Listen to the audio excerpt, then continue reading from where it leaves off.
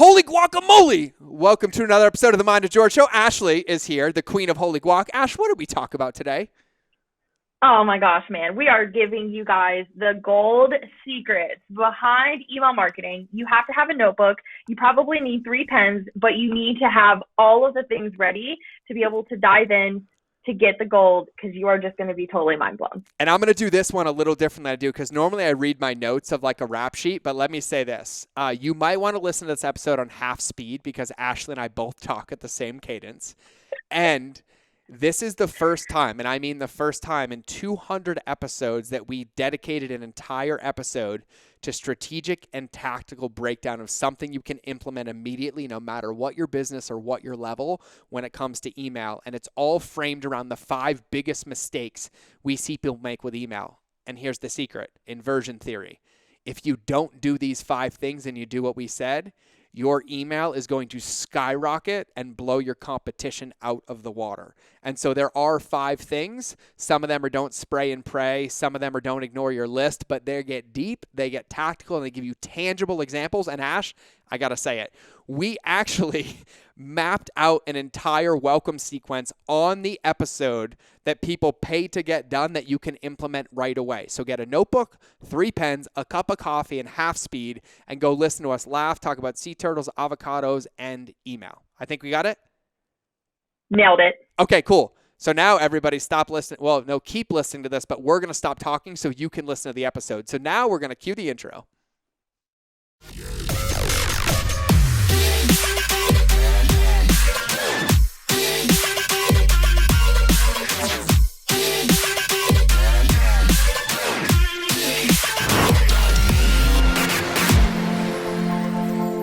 Everybody, welcome back to another episode of the Mind of George Show, and I am stoked to have the queen of coffee, turtles, emails, avocados, and conversations when it comes to email. Like, I have the queen of email. I would dub myself the king of email.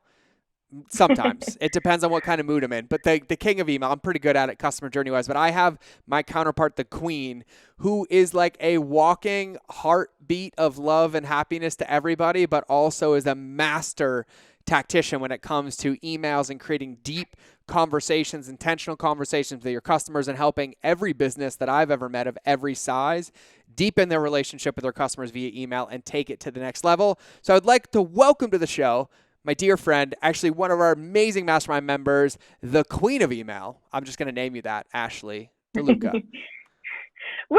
Thank you so much for having me. Will you take the title, the moniker, the queen of email? I got to tell you, everybody's been dubbing me as it, so I think I'm just going to have to accept it and make a bumper sticker. I think so. So for everybody listening, when I have email questions, like because I can't do my own stuff, I'm like, Ashley. And so she really, really is, and I'm stoked that you're here. I'm honored that you're here. And because we're going to keep this whole thing email. Like, we're just going to go email, which I've actually been geeking out about email all day today, so we might as well do it some more. And we're going to keep it on email. So I'm going to reframe the first question that I normally ask everybody, and you listen to the show, so you know. But now I'm going to go the other way. And so now, as somebody who's been under the hood, behind the scenes of so many businesses, entrepreneurs that are service providers and consultants and physical products brands, I want to know, what are the biggest mistakes that you see they make with email, and how should people not make them anymore? Oh my gosh, sadly there are lots of them. How about you list them for me, and then I'll remind you if you forget. Like, what are a few off the top of your head, and then start riffing? Yeah, totally. Okay, so I would say probably one of them definitely is they lack intentionality when it comes to when they're sending out their campaigns. There is oftentimes very much so the spray method of just spraying all of your subscribers with campaigns and not specifically targeting the right people. And oftentimes we talk a lot about insulting people via email and offending them, being like, dude, I already bought this, or it's not time for me to buy more. So thinking about where they're at. And I would also say with that as well, one of the other things is just a lack of originality. Just, the copy and paste of the product descriptions, the copy and paste of show notes, and not really taking the time to think about the person on the other side and how they want to consume your information. I love it. Those are 4 big ones that I think are going to fill this up for everybody. So I want to summarize real quick. So number 1, lacking intentionality in email. not spraying and praying, not insulting people's intelligence by not understanding where they are in their journey, and then lacking originality, right? The copy paste method. Okay, cool. So Nailed it. I get what you're saying, but now I want to know, when you say lacking intentionality in emails, what does that mean for you? How do people do that? How can they put intention into their emails?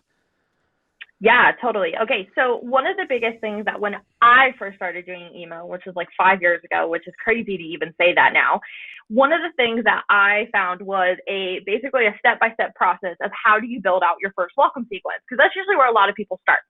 And as I was going through it, I was like, wait a second, this doesn't make sense. Like, if I'm talking about this and I'm talking about coming over here, now I want you to buy. I was like, there's not enough time within you being able to even understand who Ashley DeLuca is for me to then ask for the credit card.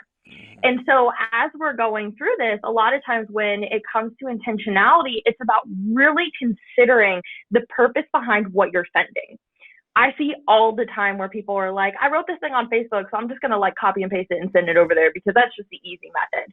Or, a lot of times I'll see again, and we'll talk a little bit more about this within the copy and paste, but it's really more so about taking your person in the front seat and understanding that like that person, when they're opening your email, is probably like 2 inches away from their face. If you're like me, where I'm like reading my email in bed in the morning, or it's, going through and like, again, going through your email address and looking through and trying to find the place where you're just like, oh my gosh, okay, cool. This is where I can insert myself into what you're sharing. And so when you are going through this intentionality piece, I just think it's so incredibly important to really just consider the person on the other side. Yeah. That's really So what it comes down to. yeah. So let's give an example. Can we like break down an example? Okay. So we'll do this because her and I do these together with people all the time. But like we said, welcome sequence, right? Yeah. And welcome sequence, typically in my world, what I see people use them as is a really lazy way to sign up for my newsletter, or I got somebody's email, but I don't know why. And so I'm going to introduce them to my brand and maybe get an offer. So they're typically Mm-hmm. like 3 to 5 emails, and there's never a full story or a timeline, and it's always really, really compressed. And then there's no, like you said, there's no way for them to go deep. There's no way for them to know, like, and trust you. There's no way for them to get kind of fall in love with the brand. And so then no matter what's put in, it doesn't work. And so can you take me through, like, anybody listening to this right now, like physical product, digital product, service consultant, like basically from a high level, like how would you go about designing a welcome sequence? Like how many emails, why would you do it, what would go in it? But like I just want to blow everybody's mind, and you just like tactically tell them how to do it. Okay, I'm here for it. All right. So one of the things that I learned specifically from you is the accountability piece within Yes. email that a lot of people miss. So this is like the Ashley DeLuca version of this, but essentially, so I always Ashlify everything. I'm just like, That's okay. okay, what about if we just add this? Okay. So the very first thing for your welcome email, this is probably, well, definitely hands down, your top open, top read, top click, your most eyeballs email. And so this is the only email that I usually recommend that you put 2 call to actions inside of. And so within this, you want to hit 3 things. First, you want to do, and also too, I always give credit back around to you, is the you statement, which I stole and also talk a lot about, is like, again, and a funny story.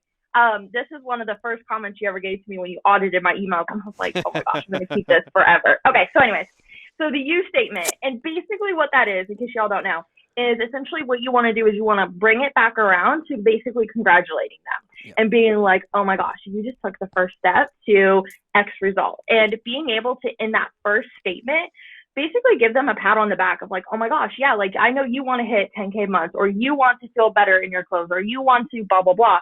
Use that you statement that then links to whatever your free download, opt-in, thingamabopper may be.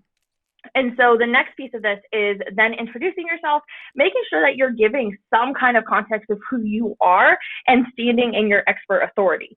This is something that I struggled with, first of all, because I was like, oh my gosh, I don't know. Are people going to think I'm too much? But give it all. Give all of the good details within who you are, what you do, and all the fun stuff before you then move into your opt-in, your freebie, your download, or your $27 offer. This will give you enough of that authority piece that they're going to pay attention and actually click on going over into your free opt-in offer thing. And within that, make sure you give a time frame of how much time or what they can expect from that.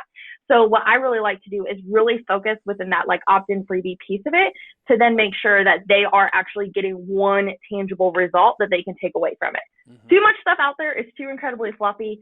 And even if you don't like, even if you just have like a newsletter on the front of like, you're just going to join my newsletter. Like, I don't want another newsletter, and neither does your grandma. So making sure that you have a tangible piece of that.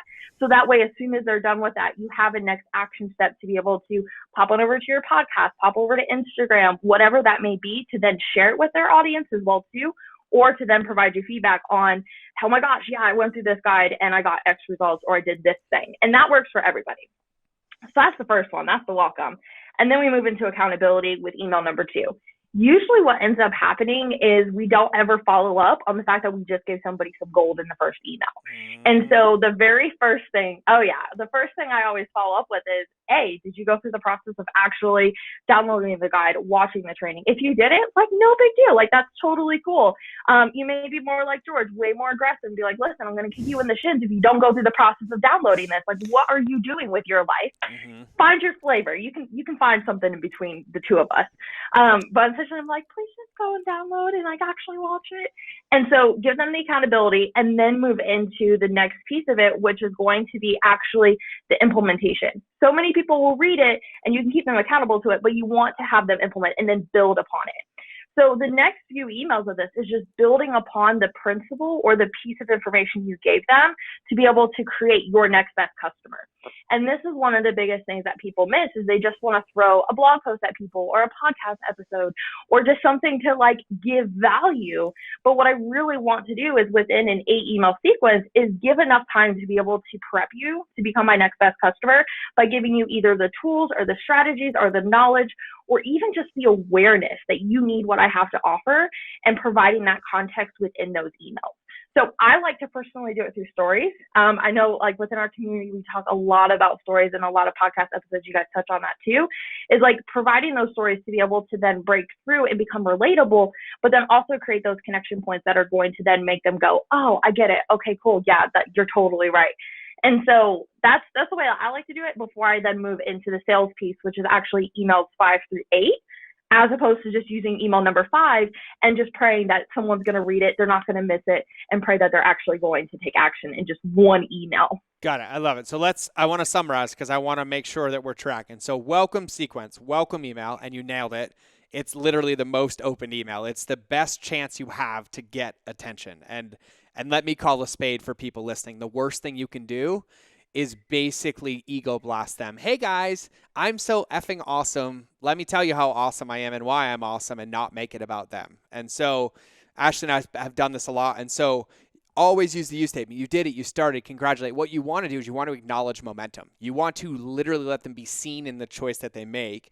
And then, depending on where they came from, they might have got this first email from an actual opt-in, but if they didn't, it was just a welcome sequence, then you can position them going to your freebie or downloading it, or even positioning into an offer like that. And then you tell them why they should know, like, and trust you. Like, why are you qualified to teach me on email? And I want to say this for everybody. It doesn't mean because you've done a billion emails. It doesn't mean because you're tenured as the best in the world.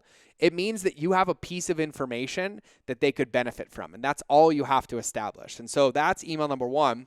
And then email number 2 is accountability. And this is like my proprietary stuff that like I figured out over the years, and I loved it. It came from this thing that I had, but I started realizing that we started running studies around this, and that was like 80% of people, because we would put tracking links in PDFs, because we used to do that back in the day. So we would realize like 80% of people that clicked the download link never opened the PDF, like never even opened it.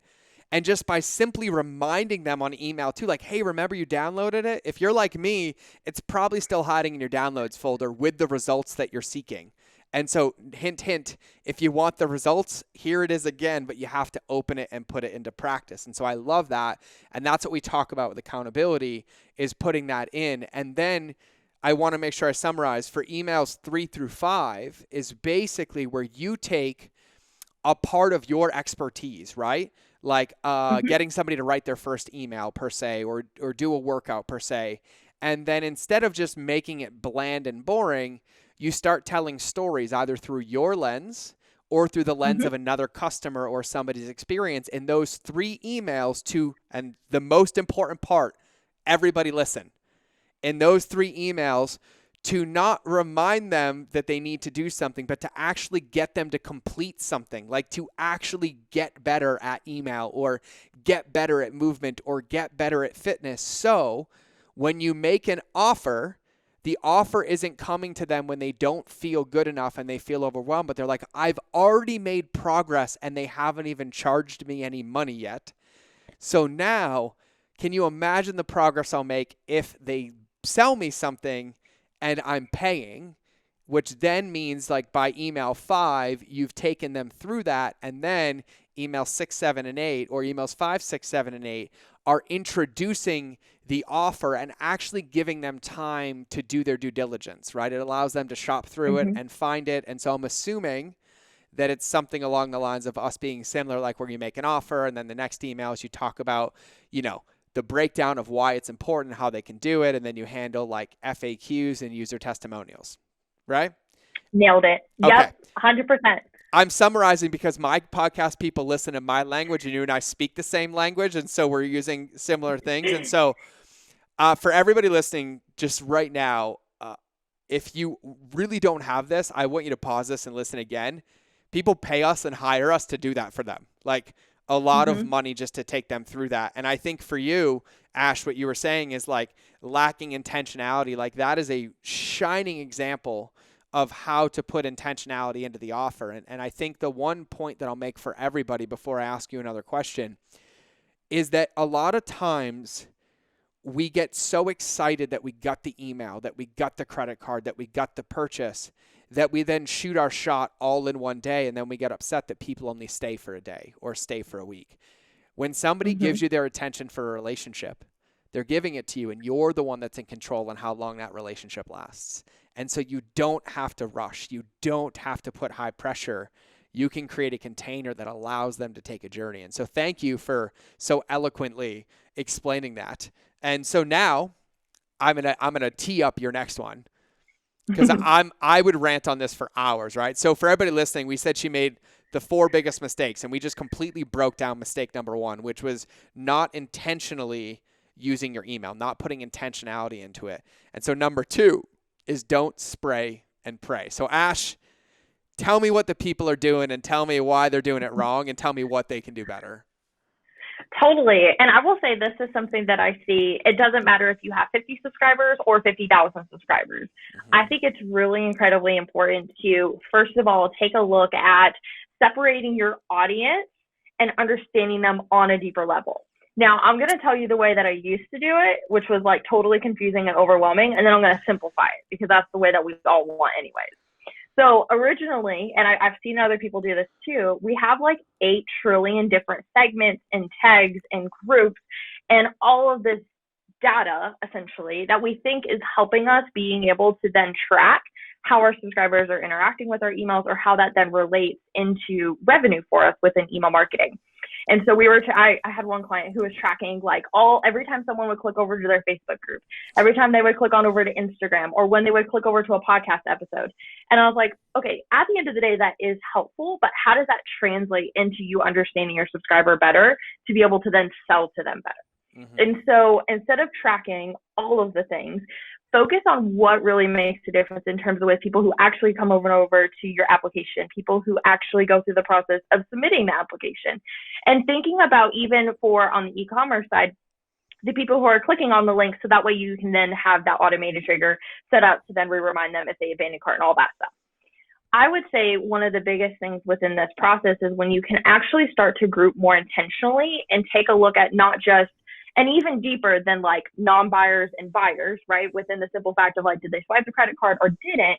But actually moving deeper into, okay, on the non-buyer side, who are your most engaged people? Mm-hmm. Who are the people who are like, and I see this all the time as well, like we have those super extremely loyal subscribers and the people who are constantly interacting, constantly doing that. But you're just like, okay, but they've never gotten on a sales call. Or they've never gone through the process of buying my product, or they've never gone through, actually hurdling over into the other side. So when you can go through and actually find those people and then pull them out so you can specifically target them with a sequence, that is very intentionally designed to re-engage with them to be able to get them to that point and figure out what those pain points are, that's when you can start to be able to actually take your people and then take them to the next level within that. So in a more tangible example, the way that I like to set up tags and segments specifically, so that way you're not just hitting all subscribers and sending and hoping that it just lands with the right person, is first doing the non-buyer and buyer, but then more so going into, on the buyer side, what is that next step for that person? So that way when you're sending out specific sales emails, you can take out those who have already purchased that specific program or service, moving them into the next one. But then more so also too, being able to then re-engage with, especially on the product side, being able to remind them and be able to get those referrals. Because a lot of times we get to the sale and then we're like, okay, cool, awesome. But intentionally setting up a journey where then you're, this goes like on the buyer fulfillment side, but specifically targeting them for referral pieces, being able, if you have a specific sale and you want them to share with your audience, especially if you work with people who have an influence or a large social following, and thinking about those pieces allows you to really hone in and make a more targeted message that lands home for people. Yeah, I love that. And I'm you know what's funny is like when we think about this, you can so obsessively segment, it's a diminishing return. And like I had to learn how to minimally segment because I obsessively segmented, including in companies with customers and things like that. But really, one of the secrets to success when it comes to any business, but especially like the businesses that most of us are running, is personalization. And segmentation allows you to personalize at scale. And I think a lot of times people don't understand what personalization means. It doesn't mean you're sending one email to every single person. It's that you're sending an email and they feel like it's personal because it's speaking to who they are. And so I think that is one of the most important pieces to where, you have a whole list. Very rarely, and I mean very rarely, is it ever like ideal to like blast the whole list? Like even then, I still like, even if there's like company-wide announcements, my most loyal customers are going to do something different with our company-wide announcements than they are somebody who like occasionally opens an email. And so segmentation, and I would agree, and I'll use your word again, intentionality on segmentation, I feel like the best way to pose it would be to ask yourself is like, how can I maximally personalize the relationship with our customers without literally diminished returns? So like, I don't need to know that everyone went to the Facebook group and things like that, but it is good to know where people came from, right? Once, not all the time. It's good to know if they're a buyer, non-buyer. It's good to know that and like, I'll give you some e-commerce examples, that they've bought within the last 30 days, bought within the last month, or bought within the last 6 months, or haven't bought in over a year, because a promo is going to be very, very different for them. And so for everybody listening, stop sending broadcast emails to your whole effing email list. Okay. I just had to say that. No, and I'll add to this as well too. On a deeper level, it really impacts your deliverability as well. Because the thing is that when you're just spraying your entire list, you're more likely for people to, again, that personalization factor, they're definitely more likely to be like, okay, yeah, this is not for me. Your unsubscribe rates are going to be a lot higher.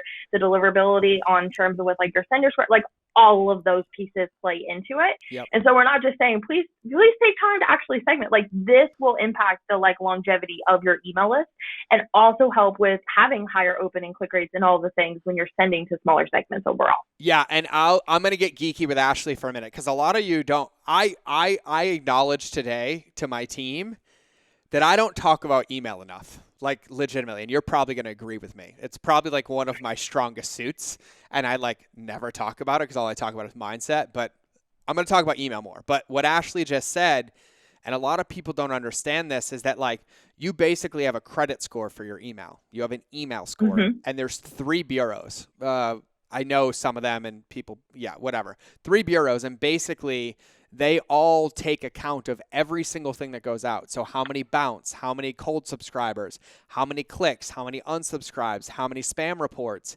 And it is a rap sheet, or per se a report card, that follows you for the life of you having that email. And even if you grow over time and clean your list, if you're on the same provider, you probably still have the same dedicated IP or account profile, and it would be you have to start over on a new dedicated server. But then if you carry those people over and it's still the same domain, then you still have a score there. And so what Ashley just said is huge, because we get asked, and I know she does as well, How do I get my open rates up? How do I get my click-through rates up?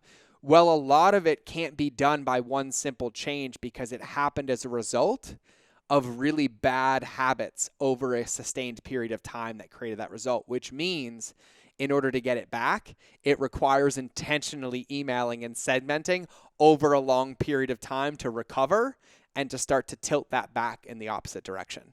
That's fair, right? Mm-hmm. Yeah, totally fair. Yeah, it is a journey. And I think as well too, I get that all the time is like, what is the quick fix to fix all of my email problems? And I'm like, there's a lot that goes into consistency and that intentionality and just being very careful on how you get your subscribers and where you're getting them from and making sure that they are the right people and having that filter, especially as you're going through and getting people and making sure your opt-in is very, very, very targeted Yep. from the get-go. Yeah. And I'm gonna date you a little bit here, Ashley, because I've been doing email marketing since 2010 is when I started. And then the one thing I have to say is that what we're talking about not doing now actually worked back in 2010 because email was not it was there, but it wasn't as primary of a communication source. It wasn't getting spammed like your mailbox. And so back in the day, we could send one email and make 100 grand to get like a 60% conversion rate. Like we could send one email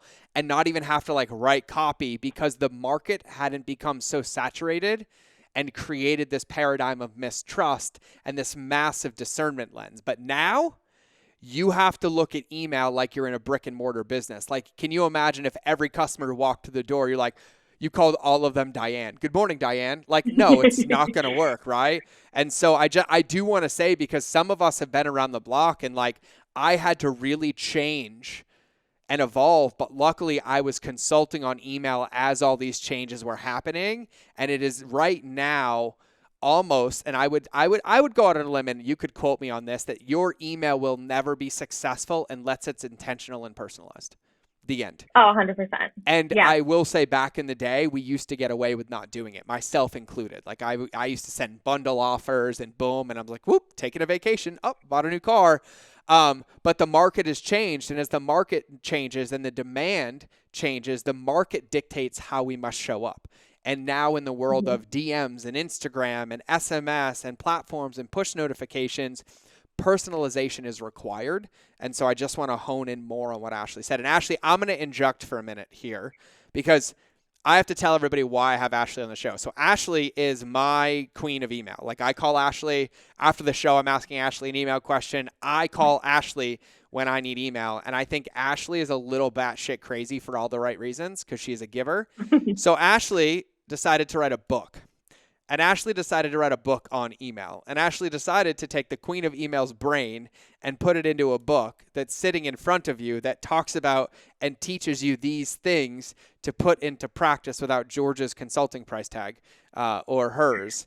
And so you can utilize it. And so I literally called her. I was like, I want you on the show. I want to talk about email, but I want to tell all of these amazing human beings about your book. And I just want to say I was the first supporter. Oh, nailed it. I think I was like number 3 because I was sleeping when the link got posted. But I am stoked for this book. And so Ashley is sharing parts of the book, but I am going to tell you a couple times throughout the show, including right now, that I will come kick you in the shins if you do not go pre-order a copy of her book. And so we will have the team link to it, but it's really easy, and I'm going to spell it out for you right now. Get a pen, get a piece of paper, type it in your phone, write it, spit it in your browser, and it's ashleykdeluca.com/book. So ASHLEYK, and then DeLuca, DELUCA.com/book. Go get one. Because we are crowdfunding. The book's getting published, but this gives you rewards on top of it, like personalized stuff from Ashley and audits. And so before I ask her the next question, I want you to write that down now and remember it. And either pause the episode and go. And yes, I'm being very aggressive. I don't run sponsors on this podcast. This is what we do because you need this book in your life. Go do it. And now let's get back into it. Sorry, Ash, do you want to say anything about the book right in the middle of the episode? I mean, honestly, I will say that the process of creating this book has been a combination of my experience back in Montana in April and hawk smashing and owning the table. Because that's what the book's called. We finally decided on the name. It's called Own Your Table. And it really is about this process of being able to create your own table of people and subscribers who come into your world. Because I grew up, homeschooled when it wasn't cool. I have two brothers with Down syndrome, and there wasn't a lot of education around that. So I was always like the one. I feel like one, but very much so the people's tables. And I wanted other people to like see me, even though someone else was the star. And email marketing gave me my voice. It was like that first step for me to be able to really embrace my weirdness in a more closed container where people are actually interested in what Ashley DeLuca has to say and the replies and all of that comes along with it. So I'm excited. It's Yeah. about conversational email marketing, but it's also, again, about my experience with Hulk smashing and owning my own table. Yeah, and I think it's really important to say. So Ashley is extremely humble, but I've never really met a more giving, empathetic, compassionate human being. Like I coach Ashley, and it's like a dear gift of mine to be able to do so. But like, when you ask a lot of people, myself included, like, what's my vision? And I was like, oh, I want a ranch and I want this and I want this. Ashley's like, I want to build a turtle sanctuary and fund everybody to be there to rescue half of humanity and then give everything I make to help everybody else with special needs. Like, there's a special place in the universe for Ashley. And I'm saying this to you right now as we're recording this. And I just want to thank you. And so for everybody listening, like, you see those moments where like you have angels walking on earth. And I believe that Ashley is one of them. And the embodiment of what you do, Ashley, I feel like you put into the book. And so for everybody listening to this, I don't ask for much often, but I'm going to tell you right now that I think the universe would pay you in spades. Number one, through your email. Number two, owning your table. And number three, just supporting this amazing human being's book. And so I wanted to say that. But now I'm going to ask you the next question. Or else we're going to end up crying the whole time. And you and I will cry together. I'm like, Ashley, yeah. And we'll save that until the mastermind in October. We will cry then. We will get out of the way now. So then my favorite line, and I summarized for you, but I wrote, don't insult people's intelligence by ignoring their journey. And I mean, I'm sure we could summarize this up as there's not a one-size-fits-all approach and boom, but I would love to hear your thoughts on this one. I was like, what are the mistakes that people are making and what can they do better around this concept? Yeah, definitely. And I think a lot of that does have to do, especially in the back end side. On the front end side, it's pretty easy to kind of just like be forgetful and be like, oh, I got that email, and you archive it. But on the back end, especially when you're sending out and creating these journeys, a lot of times we assume that people already have the tools. We already assume that people are at a certain place within business. And I think one of the biggest opportunity areas is to, again, think about that intentionality. That's what always comes back to for me, is that intentionality of what you're exactly sending at the right time and making sure that you're not just sending out content that is like way over somebody's head and assuming they understand it, but then also too coming back and like sitting at the same level. I feel like a lot of times when we're sending emails out, and specifically as I'm auditing for different companies, we are again at this like higher level. We're like, up here, we have the solution, and we're like dangling it, but we're not actually coming face to face and being like, where are you at? Like, what's going on in your world? And thinking about opening that conversational door. And when we do a lot of times within replies, we ask people to reply like, what's your biggest struggle? Or what's your biggest thing you have going on? And it's very much so like, okay, listen, like if we're on our first date, like you're not going to ask me how many kids I want because I probably don't even know, first of all, and that's super awkward. So like thinking about that on the email side, it's like, what the heck, man? Like, why are we doing that on the email side as well? Like trying to be super intrusive and trying to like dig into all the things without giving enough context or giving them the space that they need to be able to feel like, oh my gosh, I can totally pour my heart out to you. Or, oh my gosh, I totally feel seen and heard by you, and not just being like, oh no, you need this. Well, maybe they don't need this, right? Like meeting them right in the middle within that process. Yeah, that's a really, really valid point. I want to unpack that a little bit more because my brain went to like, we use dating as a metaphor for digital marketing all the time, but email is really it. Yep. And I know one of the things I teach, and obviously I feel like we just co-teach now because we're so immersed in email together. But like even when we're building relationships with people, right? Like I think this point is like, don't insult people's intelligence, right? So don't copy and paste a YouTube description and put it into email, right? Don't take a Facebook caption that worked and put it into email. Don't take the show notes for the podcast and regurgitate the same thing. Yeah. All you really have to do, and I'm going to give everybody the solution right now, is you just have to frame it with the right context, and then you can say whatever you want, right? But it's no Mm-hmm. different than like an Instagram caption does not work on Facebook, because Instagram is a visual based platform. You have to get somebody's attention, take them on a journey that's limited to 2,200 characters. But the content on Facebook is consumed differently and it's mixed in. And so you have to write in a different style, and you will have the same takeaway, right? You want them to get to the same place, but the stepping stones have to be a little bit differently. And just like that Facebook caption would never work in the description of a YouTube video because it wouldn't match contextually, when you're moving these things into email, you have to remember that no matter where they are in that email journey, they are a part of a journey.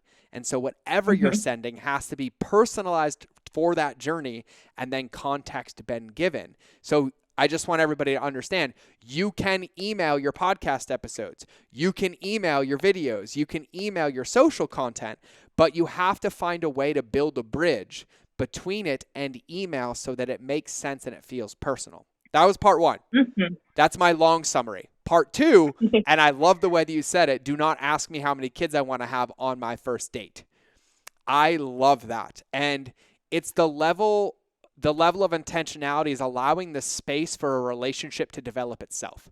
There's no forced customers that work good. Like, if any of you have ever flown to Mexico into the airport, Cancun, Puerto Vallarta, you walk through the airport and there are 100 timeshare desks. You can't even leave the airport without getting attacked, right? Like, I've attempted to Yeah. speak German. I've attempted to tell them no in Spanish. I've put blindfolds on. And like, I'm not buying timeshares, but man, they attack. And here's the thing. None of those go well for like the right people. Yes, some people buy, but like that's what a lot of people do with email, right? But here's what's funny. Mm-hmm. If they waited till I got to my hotel and then offered me, like, literally delivered a free breakfast and then just asked me a question to see if I was interested, I'd actually listen, right? And so for you, I think, to summarize what you said, is like we do, and just so everybody knows, I'm going to make a sub mistake. This will be 3.1. Using quote unquote a false relationship to create email engagement. And what do I mean by that? I watch people now trying to use open-ended questions as a strategy or tactic to increase deliverability or open rates and things. Here's the beautiful part. It doesn't work if it's lacking the depth and the intentionality, right? You have to have it. And so one of the rules I have is I have to earn the right for you to give me words. No joke. Everybody listen to this. I want you to understand this. I will say, Ash, thanks for bringing this up. This is the first time I will ever publicly share this. I even talked about it in the mastermind. It's just the way that I explain it now. It's like, if you've only been with me for like a week and like I've literally given you something and I'm still helping you in the process, I feel like in our relationship at most, the most you can give me is 1 to 2 words. I'm talking yes or no's, right? And then I'm like, when I get to a month, I feel like I've earned maybe a sentence. And then when I get to like 6 months, I feel like I've earned a paragraph. And so what I mean by that is, like, if I'm doing engagement via emails and I'm trying to figure out where you are, I might just ask an open-ended question in the beginning if you're stuck on your journey or if you need help on your journey, and yes or no. And then maybe at a month when you're done, I might ask you to put into a sentence what you mean. But when I ask like open-ended questions, like ones that require thought and depth, and Ashley edited all my Lightkeeper emails, we didn't put those in until like email 70. And then what ends up Mm-hmm. happening is we got 70 lines of response because the relationship matured as it went, because I wasn't trying to cookie cutter everybody. And so what Ashley's sharing is pure gold. I'm just trying to give a lot of examples as to where this fits in and how you can utilize this, because though really, and Ash and I would agree on this, the secrets to emails are not the ways in which you can use it and the strategies and tactics. The secret is the intentionality and the intentional relationship building and depth, with it being a two-way communication method of marketing, email conversational marketing, and then those tools and strategies and tactics have the ability to work. Mm-hmm. Something Yeah. like that? And I'll say, yeah, basically, I would put a gold star on that. Okay. And I think also, and I think also too, along with that is like when I first sent out my email that was very much so like open-ended, my very much so common hate email that I talk a lot about, like that email didn't go out until like 4 years of just consistently being like, how can I help you? How can I serve you? Like still pitching within that, but just focusing on being consistent and building that relationship. that all the people who responded back like felt like they were in an actual one-on-one relationship with me and were like, oh my gosh, I know everything about you and Nick, and I know that you're like all into sea turtles and avocados and you went on vacation 3 weeks ago. Like they knew all that because I prefaced that and I included it in a way that was very memorable, but at the same time too allowed for them to be able to pull those personal facts. So that way, when I opened the door and I was like, hey, like, I'm really here for you. I'm on the other side of this laptop, like, waiting for your reply. They were like, well, yeah, of course she is. Like, she's shown up and she's been there for not necessarily like one-on-one individually for them, but like they felt that way through the personalization and the segmentation. Yeah, I totally agree. And so now I want to go to the fourth one, and I'm excited about the fourth one because I feel like you are once you Hulk smashed, and for anybody wondering, you have to join the mastermind to know what we're talking about. That's all I'm going to give you. But Ashley Hulk smashed at the event, but you're like the queen of originality, right? And so when you say like one of the biggest mistakes people make is lacking originality when it comes to their email, can you give me like some examples of like what they do that is not good, and then ways in which that they can personalize and get original so that they have the ability to create that connection? Totally. Okay. So the originality standpoint goes back to the copy and pasting thing, but more in depthly, a lot of times it's just the tone, right? It's very much so very bland. It's very much central. Like, you know, like when I first started writing emails, I took them into very much so of the corporate setup because that's what I was used to doing. I was used to writing corporate customer service emails to people. And so I kept that tone. And if you can only imagine what I would talk about as I was writing these emails for DSW is like, we are so sorry, your Gucci shoes are lost in like Netherlands, right? And so like, if I were to actually write that email now, I'd be like, holy guac, like your shoes are somewhere in this world, but we're going to find them, even if we have to take scooters and find it, you know, go through the UPS stores. And the thing is that a lot of times we just try to focus so much and on like being professional or being very corporate when a lot of times that's where our background came from, that we kind of go through this process of not infusing the personality, not really just kind of letting go of the leashes. Now, I totally believe that people should figure out their middle piece of like, okay, where do you actually line within authenticity and originality? Yeah. But more so within that, being able to just pull the curtain back and be like, listen, if we had a one-on-one conversation right now in real life, like this is exactly how I would talk to you. And I think that's really incredibly important, especially when you're the face of the brand. But then also for a company as well, this can be a little bit more challenging because a lot of times for the company, like you have more of like the brand voice and the brand tone, and you have many people who are then coming in to be able to create that. But when you can find something that is super memorable, so for me, it's the avocados and like saying holy guac and all of that, that is how you can really actually get into somebody's brain memory storage, where I'll hop on calls with people or someone will find me. Like when we went at the event in Montana, someone was like, oh my gosh, there's the avocado girl. And I was like, wait, what? And I was like, oh, okay, that's like what I'm now. Like maybe I should have put that on my name tag instead of Ashley. And it's one of those things where like it happens, but like very intentionally you'll find your piece of that and then be able to bring that in to then for people to visually remember you. Yeah, and it's funny because I'm the pink shoe guy, right? Like now I'm the pink. And like, I mean, like, here's what's funny, Ash. I am wearing pink shorts. I'm like your salmon shorts. My salmon shorts. I have 7 pairs. They're all from Flag Nor Fail. They're my friends, but I bought them because I support their company. But now, not only so let's do story time on how to infuse personality in email, because this is the story I would tell. Ashley knows this story. So I have a favorite pair of pink shoes. Okay, they're made from a company called Native, and I loved them, but I only bought 3 colors. Okay. And I just assumed they'll have this color forever. Well, I got to the end of my 3rd pair, and there's a hole in the bottom. And these are the shoes I only wear when I keynote, go to events, or facilitate events, right? Like they are literally in every mastermind photo, every keynote I've given, every interview I've done, like national news, I was in the pink shoes. Like it does not change. And so I was like, bummer. So I reach out to the company like, oh, we'll never make that color again. And I was like, oh, fuck. And I was like, okay. So then I went aggressive. I was like, I will buy 200 pairs. Because I was like looking at the numbers of their company. And I was like, okay, they probably won't do a 50 run. Let me go bold. I'm like, I will buy 200 pairs if you do me a size 9 in this color. And they're like, no. And I was like, oh, I'm not willing to spend more than that on shoes. Because that was an expensive shoe order. And it was hard to convince my wife. But it made sense, right? It was a brand play. And so then they had this new one they call like milk pink. And then another one called Shell Pink, and it's really muted and really subtle. and it's not loud like I want it. And I've been trying, and I found some other ones that weren't there, and I was like, damn it. And so then I started realizing I just started accessorizing pink elsewhere to make my pink shoes stand out more. So now I'm addicted to wearing pink shorts. And in George fashion, I didn't want to run out, and they're limited run. So I have 7 pairs, and they're basically Mm-hmm. indestructible. So now I'm thinking the pink shorts might be my thing for a while, but we will figure it out when somebody says. Okay, so that was it. That was story time. Yeah, and I'll also say, and I don't even think I've told you this yet. The wearing your hat backwards consistently, almost every single day, is also another social trigger. Yeah. Because I was watching an Instagram reel, and I like went to hop up, and Dan was like, my husband, he was like, "Is that George?" And I was like, "No," because there was like a girl, and I was like, "Well, that's not no, that's not his That's not wife. Lindsay. Yeah. Not hair, no." It was like dark black, and I was like, "Nope, this picture does not fit."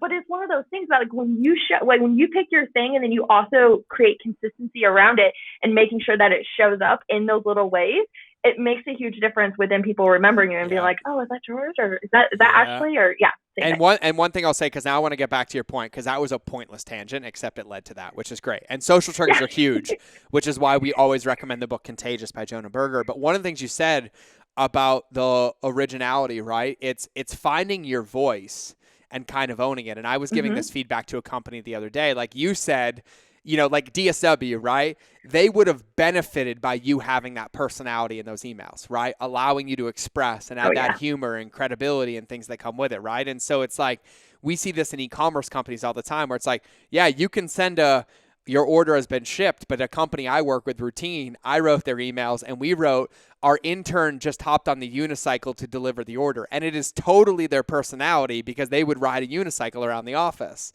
And like Yep. what you have to realize is that like you find the thing you want to say, like go open your email, or like for example, our bags are waterproof, right? High Speed Daddy, and it's like I can tell you all day that the bag is waterproof, but what fits better is telling you it's impervious to baby throw up that can easily be wiped Mhm. off, and then it adds our personality. And so that's an example of what Ashley's talking about. But there's one point that I think is huge that I don't think enough people talk about. When you write, you have to eliminate, basically you have to compensate for the 92% of communication that isn't read. Like you don't have body language, you don't have tone, you don't have context. And so what I found Mhm. is to get my edge, like my polarity, my originality across, I actually have to overcompensate when I write because it has to transmute. Because if I just write in like, oh, the pink shoe thing, it kind of can be passed over because it doesn't have enough. And so like I love it though Mhm. because it gives me the ability to unapologetically practice who I am, right? Like, and here's what I think. It's like I look at every email like I'm texting my best friend, and my best friends would never tell me to turn myself down. They tell me to turn myself Yep. up. They're like, I want more of you. And it's like, cool, like give more. But I love the way that you said it because we say this all the time, but really when you have somebody's email and so does your competitor, the only differentiation is your personality. It's the depth of your Mhm. relationship. It's the depth of what you do. And when you give a human a choice and you say, okay, human A, there's 2 people. I want you to pick which one you trust. Do you trust the human or do you trust the robot? They're always going to pick the human. That's in our nature. But if all of Mhm. your messages are unoriginal or disconnected or lacking any sort of personality or polarity, it is impossible for them to establish the depth of relationship required. Oh, 100%. When I first started to lean into my personality, that's when I started to stand out and people started to respond. They started to be human back to me because I wasn't sticking myself into a container of like, this is what this needs to look like, or this is how it needs to sound or feel.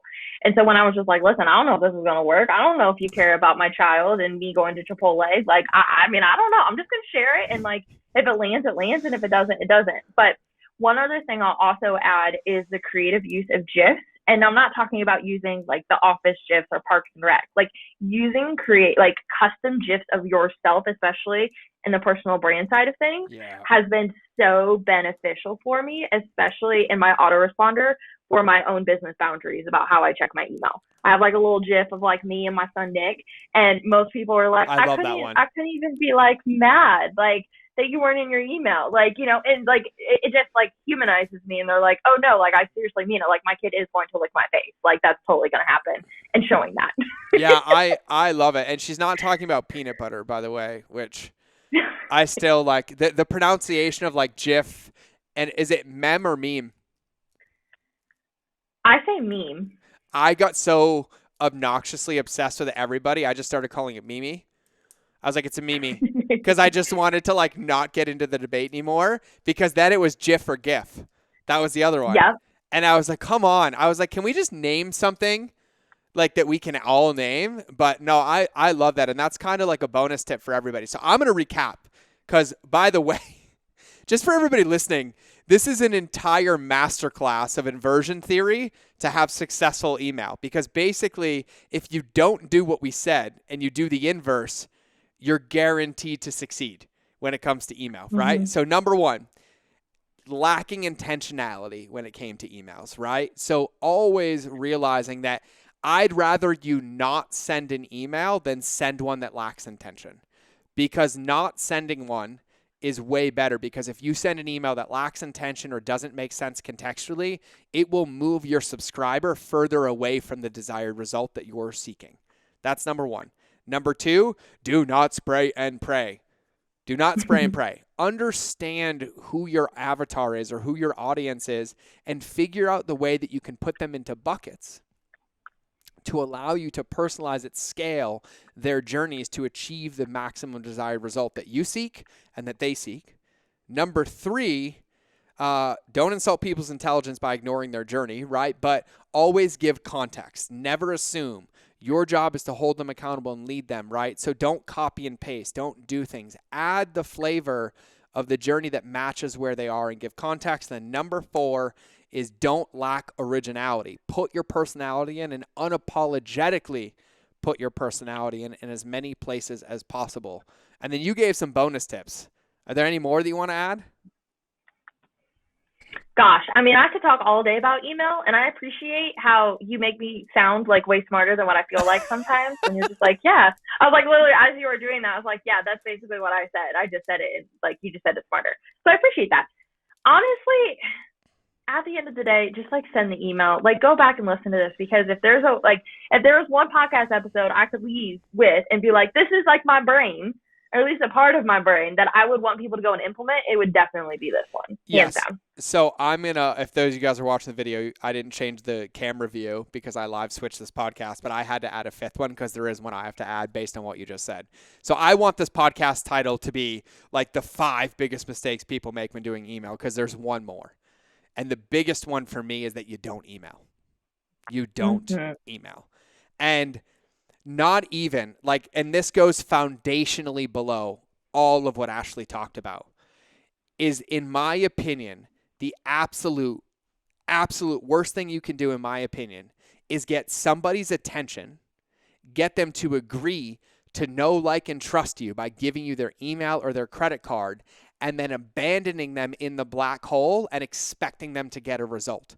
Because for me, I'd rather you not have an email list and tell people, I'm not going to collect your email because I'm not going to email you, then get and hoard all of these emails, never use them until you're in scarcity or something's not there, and then blast them out and hope that something works. That is a surefire, guaranteed way to negatively affect you, your brand, and your business and move it backwards. Nobody likes being ignored. Nobody likes being committed to something and not being followed up with, and nobody likes not being supported. And so for me, and Ashley will tell you, I push people hard. I'd rather you send a 2-sentence email that's authentic and connected than never sending one in the first place. So my bonus one for all of you is email your people. And here's a news flash. Some of them aren't going to like it because you ignored them too long. And some of them aren't going to want to be on your list because they don't need to be anymore. And some of them aren't going to like your humor. And that's completely okay. But you have to unapologetically be you, and you have to own it. So please communicate with your subscribers. That would be my bonus one. Yeah, totally. 100%. And that's where, and I'll keep this really short, but especially with digital courses, yes, when you're just sending them the login link and not following up, giving that accountability or doing any things, it doesn't work. It also doesn't work to hire me to do a sales sequence or anybody else for that matter when you haven't emailed them in 6 months and you're just like, oh, we're going to put together this launch sequence. I'm like, okay, cool. Like, what else have you been doing? And if it's zero, I'm like, yeah, this probably isn't aligned for me because like you can't bank on 6 emails or 8 emails when you have people who have been in your world for 6 months and they have not heard anything from you. It doesn't work that way. Yeah, totally. So I'm going to put a bow on email. Can we put a bow on email, Ash? Can we wrap it? I'm here for it. We're going to wrap email because I'm going to ask you a couple more questions. So for everybody listening to this, I want you to very much take this seriously. I'm telling you that information that you were just given, if taken and put into practice, is gold. And my only ask for you is that you go to ashleykdeluca.com/book and grab a copy so you can hear more of her story, but her personality, see it in an example, and she breaks down email and how she uses it in conversational email marketing. And all of that is there. So it's ashleykdeluca.com/book. And then is there anything else about the book, like that's in the book that you want them to know, tangible takeaways around email or anything I missed? Yeah, so essentially the biggest thing is they'll walk you through not necessarily just strategies and tactics, but also the principles that are for years to come. One of my biggest goals within this book is to make sure that you can actually take and keep it on your bookshelf and not just have it fly off as if it was just like so 2007. Yes. And so I have just completely poured my heart and soul into really setting you up for success because I want my child to be able to read it and be like, yeah, mom put all of it in there so that way you could be successful as well too. I love it. And you just said that and I was like, I have to write another book because all I did was a cookbook. I took the lazy way. I forgot I have a book. Like I'm reminded more from my friends that I have a New York Times bestselling book. And I was like, oh man, like that was not the legacy one. I was like, that means I'm gonna have to write something. I took the cheap way. All I had to write was ingredients and process because I didn't want to write. Y'all, you know what I was also going to say? I was like, I randomly was looking up a recipe. This was like probably 2 weeks ago. And I stumbled across one of your old ones. And I didn't realize it until I like scrolled down and saw a picture. And I was like, wait a second. I was like, what? And like, y'all, George had hair. You had like a hair. Listen, and I was like, whoa. I legitimately rocked a comb over as a 32-year-old male. Like I rocked a comb over like you wouldn't believe. Cooking apron and comb over because I was like, why not? I did a photo shoot for the book with a comb over. Like that's about the part of my life where I started owning who I was. But I literally hadn't had hair in like 8 years. It was probably 8 years because no. So I had a bowl cut. We're going to get really personal here because Ashley and I are friends, so we can do this.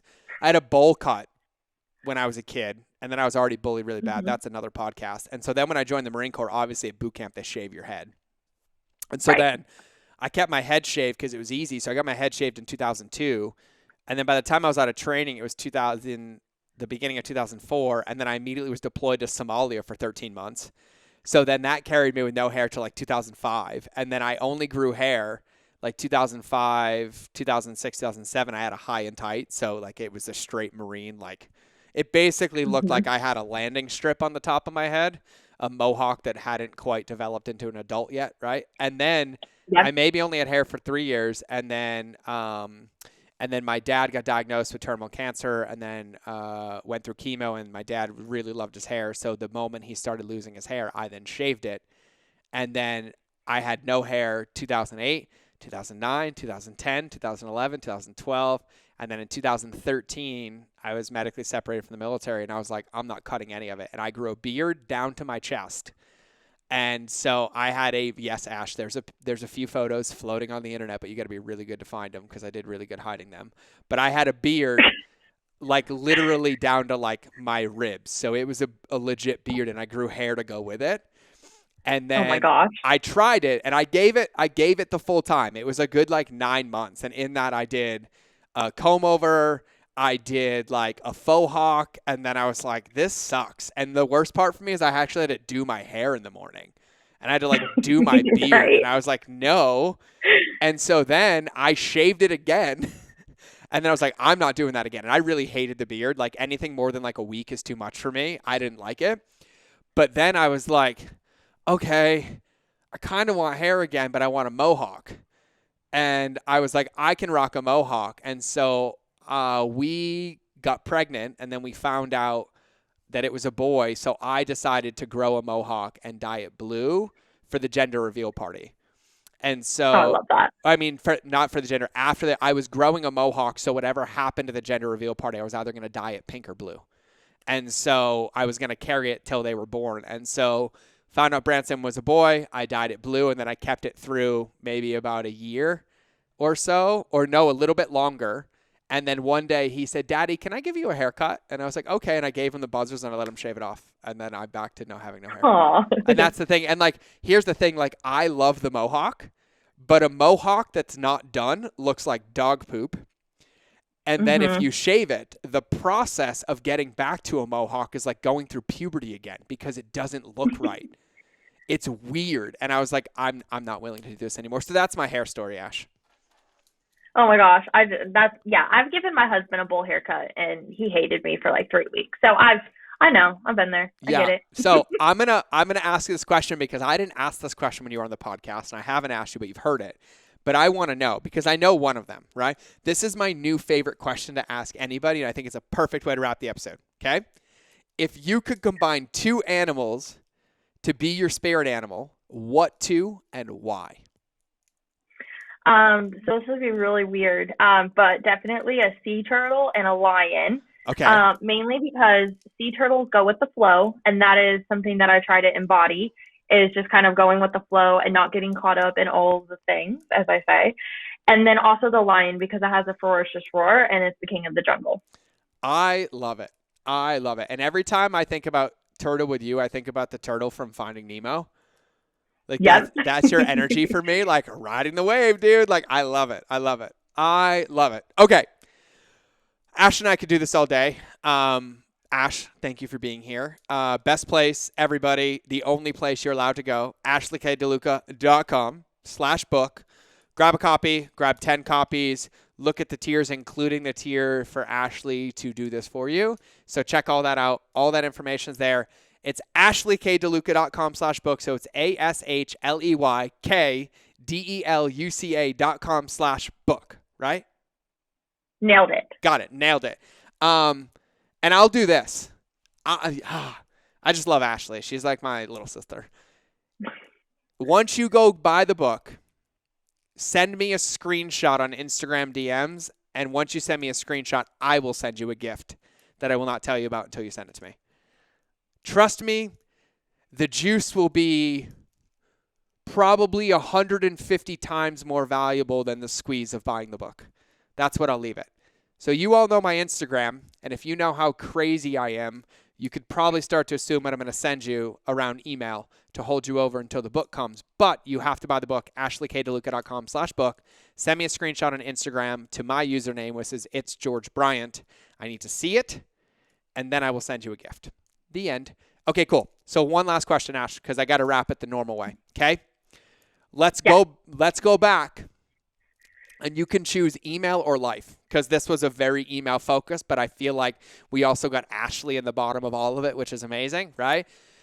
If everybody listened to this forgot and didn't remember one thing they heard this entire episode, and in this moment you had the opportunity to tattoo their soul with any wisdom that they would carry forth to them for the rest of their life, what would you tattoo on their soul?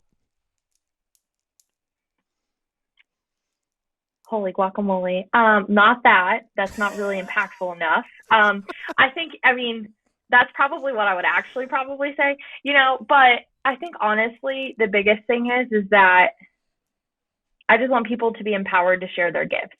Like, just go out there and be empowered to share your gifts via email marketing. Like, don't get stuck in all the tech, don't get stuck in all the things, and just go out there and freaking do it because there's somebody on the other side who needs your gifts as well. Oh, I love that. And that is such a perfect way to end the episode. So, Ashley, you stick around. And for everybody listening, this has been another episode of the Mind of George Show, where I'm just getting louder and more aggressive because I'm refinding my originality and how to put it back into the podcast because I get a different level and a different flavor. And I'm just honored and stoked to have people like Ashley in my life. And so go grab a copy of the book, ashleydeluca.com/book. If you buy a copy, send me proof. in my DMs, and I will give you a present. But other than that, remember, the world needs your gifts, as Ashley said, and it's your job to share them. Don't worry about the tech. Don't worry about the perfection. As long as you are being you, you are guaranteed to make progress, and you can always learn and adjust as you go. And I'm going to say this again about this episode. If you are still listening to this episode is golden when it comes to email. Like things that people pay us 5-6 figures behind closed doors to help them do, you were just given in a podcast episode. So go listen to it and be like, okay, got it. Write that down. We'll do that. We'll adjust the sequence. We'll make sure we always include this and make a rap sheet of requirements that like, hey, we don't send an email unless it's original, unless it has personality, unless it does all of the things, as Ashley would say. So when she reads it, she can say, holy guacamole. And I figure that's a perfect way to end the episode. So remember, I will see you in the next episode, or you will hear me in your earballs. Relationships definitely always beat algorithms. I love you all. Have a beautiful day. And now let's cue the outro.